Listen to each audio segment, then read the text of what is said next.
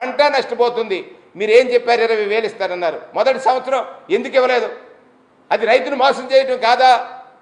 మీరు 12,500 రూపాయలు 13,500 చేస్తే చాలా విమర్శలు చేశారు. ఇది కేంద్రం నుంచి వస్తుంది, ఇదేదో మీరు చేసినట్టు.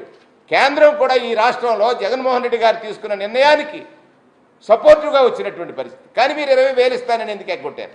మీరు ఎంత ఇవ్వాలి? 21,433 కోట్లు ఇవ్వాలి. ఎంత ఇవ్వాలి? 21,433 కోట్లు. మీరు ఇచ్చిందంత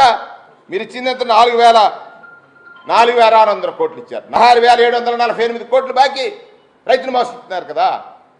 చెప్పింది చెప్పినట్టు చేసిన జగన్మోహన్ రెడ్డి గారిని నిందించి చెప్పి అబద్ధంగా రైతును కష్టాల్లో పాలు చేస్తున్నటువంటి మీరు ఇవాళ తెలుసుకోవాలి. అరటి రూపాయికి అమ్ముకుంటున్నాడు, కిలో అరటి రూపాయికి అమ్ముకుంటున్నాడు. ఈ రైతు పట్ల మీ బాధ్యత ఏమిటి? ప్రభుత్వం ఏ నిర్ణయం తీసుకుంది? ఎందుకు ప్రభుత్వం ఈ రైతుల పట్ల సరైనటువంటి నిర్ణయం తీసుకుని గిట్టుబాటు